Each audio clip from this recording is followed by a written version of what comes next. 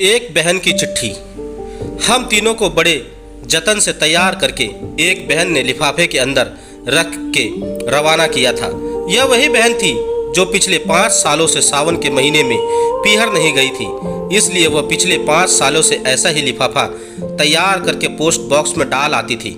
उसे यह लिफाफा भेजकर एक तसल्ली होती थी कि वो ना सही कम से कम उसकी राखी तो उसके भाई तक पहुंच जाती है। हम अपनी मंजिल तक पहुंचने से पहले ही बीच में अटक गए थे। अब हम तीनों नहीं जानते थे कि हमारी नियति हमें कहाँ ले जाने वाली थी। एक बंद लिफाफे के अंदर हम तीनों छटपटा रहे थे। हम तीनों में मैं यानी चिट्ठी, राखी और रोली की पुड़िया थी। हम तीनों को बड़े जतन से तैयार करके एक बहन ने लिफाफे के अंदर रख के रवाना किया था। यह वही बहन थी जो पिछले 5 सालों से सावन के महीने में पीहर नहीं गई थी, इसलिए वह पिछले 5 सालों से ऐसा ही लिफाफा तैयार करके पोस्ट बॉक्स में डाल आती थी। उसे यह लिफाफा भेजकर एक तसल्ली होती थी कि वो ना सही कम से कम उसकी राखी तो उसके भाई तक पहुंच जाती है। मुझे रह रहकर उस बहन की सूरत याद आ रही थी। मैं मन ही मन ईश्वर से उस बहन के इस लिफाफे को मंजिल तक पहुंचाने की प्रार्थना कर रही थी। बारिश जोरों पर है, बस अब आगे नहीं जा सकती। आगे की सड़क बहुत खराब है।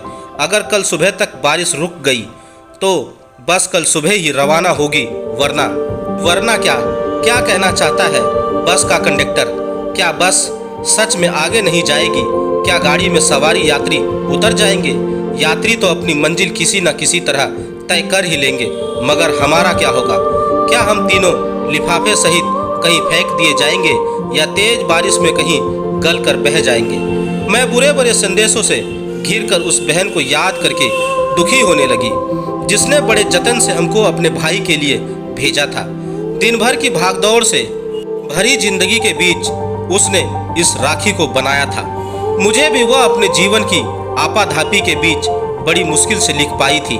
मुझे लिखते वक्त उससे गीले आटे की, तेल और मसाले की, उसके थके हुए शरीर के चिपचिपाते पसीने की गंध आ रही थी।